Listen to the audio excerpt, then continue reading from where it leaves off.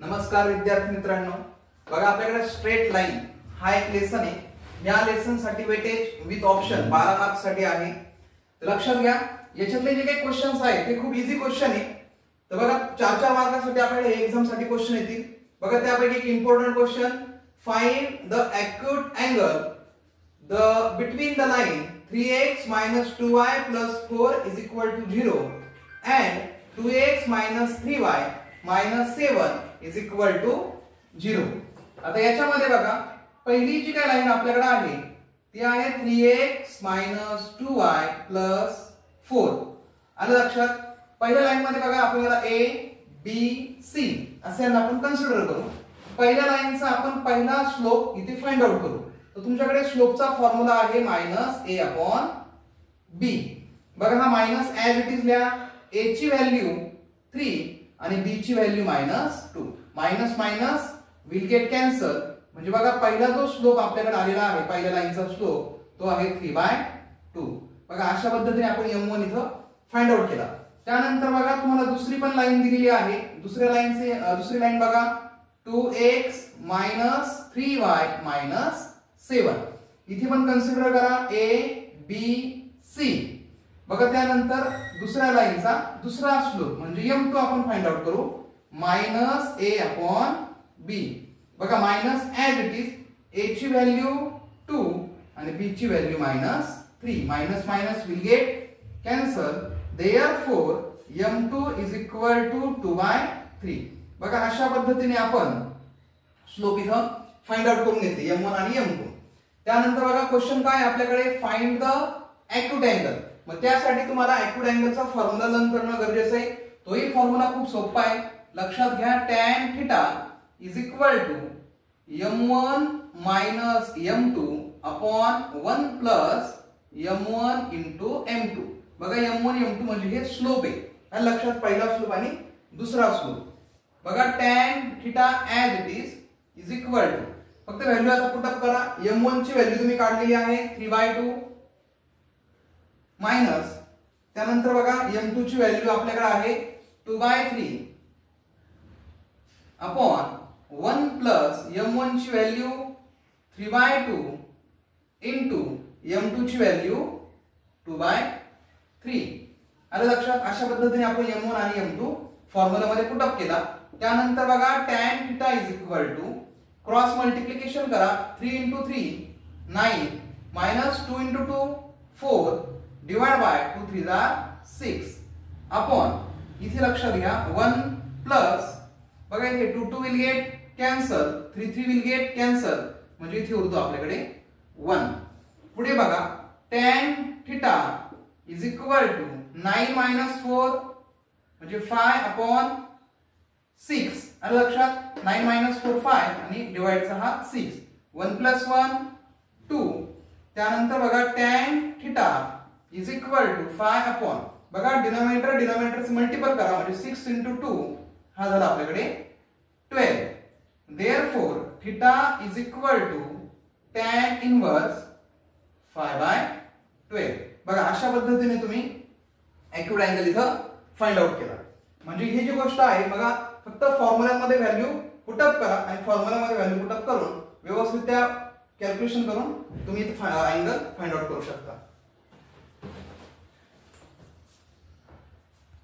बघा second example मध्ये काय आहे, find the acute angle between the lines whose slope are √3 and 1/√3.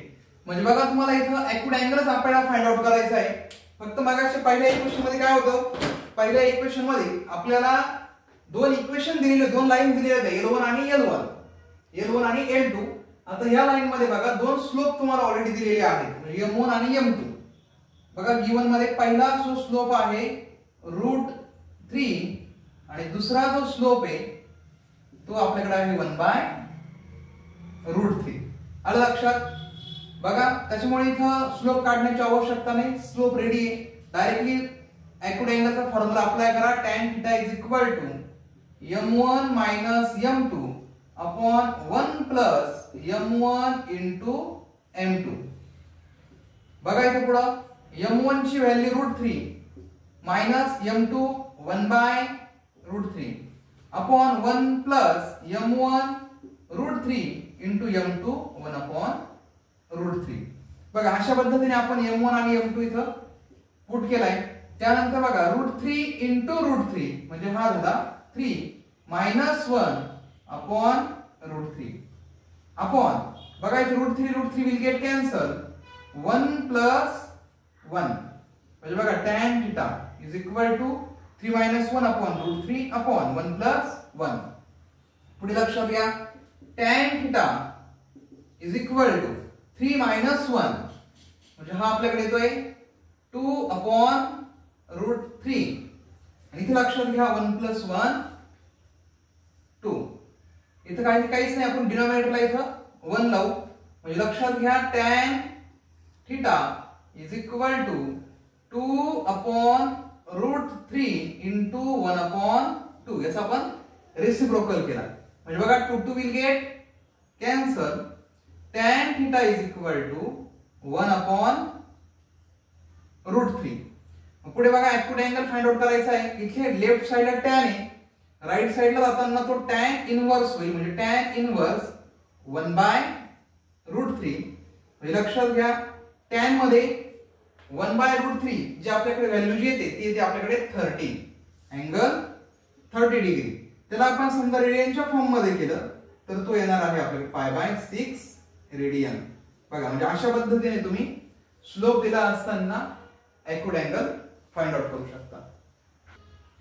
Next example, find the acute angle between lines 3x minus y plus 4 is equal to 0 and 2x plus y minus 3 is equal to 0. बघा इथे पहिली line दिली आपल्याला 3x minus y plus 4. बघा याच्यामध्ये याला a याला b आणि c अशा पद्धतीने आपण यांना कन्सिडर करू. तर पहिला स्लोप बघा, स्लोपचा फॉर्म्युला आहे minus a upon b is equal to minus a ची व्हॅल्यू 3 b ची व्हॅल्यू बघा इथे कोएफिशियंट काहीच नाही y साठी तर म्हणजे तो असणार आहे आपल्याकडे -1 कारण पुढे मायनस साइन असल्यामुळे तो मायनस मध्ये गेला. Minus minus will get cancel म्हणजेच m1 is equal to 3 upon 1 म्हणजे m1 आला 3. म्हणजे अशा पद्धतीने पहिल्या लाईनचा आपण स्लोप फाइंड आउट करून घेतला. त्यानंतर दुसरी लाईन बघा 2x प्लस y मायनस 3. इथे सुद्धा सेम कंडिशननी a b and c consider करा. बघा m2 दुसरा स्लोपचा फॉर्म्युला आहे minus a upon b minus a ची व्हॅल्यू 2 b ची व्हॅल्यू बघा इथे काहीच कोएफिशियंट नाहीये म्हणजे तो कोएफिशियंट आहे आपल्याकडे 1 म्हणजे m2 इज इक्वल टू -2 म्हणजे दुसरा स्लोप जो आपल्याकडे निघाला तो आहे -2 म्हणजे m1 आणि m2. बघा आता ऍक्यूट अँगलचा फॉर्म्युला आपल्याला माहितीच आहे tan theta is equal to m1 minus m2 upon 1 plus m1 into m2. बघा tan theta is equal to m1 ची व्हॅल्यू बघा 3 मायनस m2 ची व्हॅल्यू -2 अपॉन 1 प्लस m1 ची व्हॅल्यू 3 आणि m2 ची व्हॅल्यू -2. बघा पुढे tan theta is equal to minus minus plus म्हणजे तो 3 प्लस 2 खाली बघा 1 प्लस मायनस मायनस करा आणि 2 3 जा 6 म्हणजे tan theta is equal to 3 plus 2 5 खाली अपॉनला बघा 1 मायनस 6 म्हणजे हा होतो आपल्याकडे -5. बघा tan theta is equal to -1 मग theta is equal to tan inverse -1 theta is equal to बघा tan मध्ये 1 व्हॅल्यू जी आहे ती आहे 45 ची पण आपल्याकडे मायनस मध्ये असल्यामुळे तो आपल्याकडे अँगल निघाला -45 डिग्री म्हणजे रेडियनच्या फॉर्म मध्ये -π/4 रेडियन.